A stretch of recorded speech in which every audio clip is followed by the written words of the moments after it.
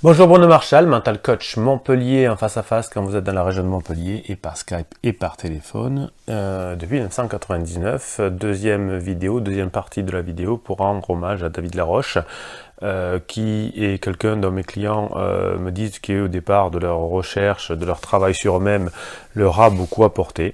Et comme David est un jeune praticien coach, ben, il faut l'aider, il faut valoriser les personnes qui ont envie de tracer leur voie, de faire plaisir, de faire passer leur générosité.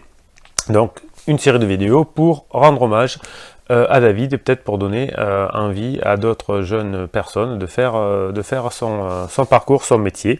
Donc j'expliquais dans la première vidéo le concept marketing de David qui marche bien. Donc si vous voulez faire devenir coach comme lui, c'est très bien de le faire aussi. Et je vais vous parler aujourd'hui de différentes méthodes qu'il utilise dans ses programmes, dans ses coachings, pour vous réveiller, pour vous motiver. Alors pour comprendre déjà le fonctionnement, on va dire, du développement personnel, quand on commence le développement personnel, souvent pour des personnes qui s'intéressent, c'est après l'adolescence, on est un peu dans une période noire, après un dévouement, on a essayé des choses, on a cru que c'était la faute des autres, et puis on devient un peu adulte, on commence certainement à bosser un peu, à gagner sa vie, et on rencontre des difficultés, on va dire, d'adultes cette fois. Et on cherche des solutions. Et très souvent, on nous dit c'est un problème de confiance en soi. Et donc David, là, a très bien senti la chose, puisqu'il a commencé à faire son discours sur la confiance en soi, et en appliquant les méthodes de marketing que j'expliquais dans la première partie, en se disant, avant, j'avais pas confiance en moi, j'étais timide et j'étais nul. Maintenant, je suis quelqu'un qui s'en est sorti, donc vous pouvez me faire confiance. Donc la confiance en soi, c'est quelque chose, effectivement, que tout le monde me dit, à un moment donné, j'en ai eu besoin, j'en manquais. Et à peu près toutes les personnes pensent ne pas être au top au niveau de confiance en soi, donc ça c'était très bien. Donc David va utiliser des méthodes qui correspondent finalement au début de période du développement personnel, et je prends la métaphore suivante. Je pense, ça je continue à le penser, que l'homme est comme un diamant, et qu'un diamant, il prend de la valeur au fur et à mesure qu'on travaille sur lui.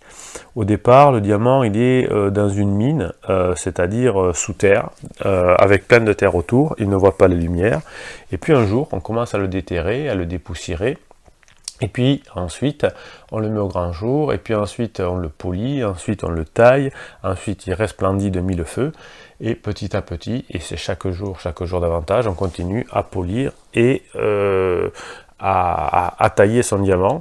Et c'est l'être humain étant un diamant au départ brut, il faut le tailler, le sortir de terre et le tailler toute sa vie. Donc quand on est sous terre, eh bien on nous dit c'est un manque de confiance en soi, donc ça c'est sous terre, hein, on le voit dans toutes les revues type Psychologie Magazine, type Biba, etc. Donc qu'est-ce qu'on va faire? On va aller chercher, notamment sur internet, qu'est-ce que c'est cette manque de confiance en soi. Donc on veut sortir de sous terre. Et là on rencontre tout un tas de thérapeutes, de coachs, de psy, qui, avec des méthodes simples, vont déjà vous enlever toute la terre, la boue qu'il y a autour de vous, et ça va vous faciliter la vie. Mais comme on ne sait pas encore que le développement personnel c'est un travail, et que le travail d'orfèvre, par exemple, de tailler son diamant est quelque chose qui demande beaucoup d'apprentissage et beaucoup d'heures, eh bien on va chercher des méthodes simples et des méthodes rapides, parce qu'on ne sait pas encore qu'il faut aller chercher, et qu'il faut travailler et travailler dur. Donc on cherche des choses relativement simples, et là, effectivement, on tombe sur des méthodes que l'on dit à peu près magiques. On cherche des méthodes, on dit, ah ben oui, c'est ça. Il suffit d'être magique. Et donc, le travail de David, c'est de nous expliquer et d'utiliser des méthodes magiques. Alors, il a commencé par la programmation neurolinguistique et la PNL. Je vous expliquais dans la première vidéo qu'il ne peut pas trop dire le nom parce qu'il n'est pas master, donc je vous expliquerai pourquoi. Donc, la PNL. Il a ensuite utilisé la loi de l'attraction. Hein, il suffit de penser à des choses positives pour créer des vibrations qui vont nous entraîner des choses positives.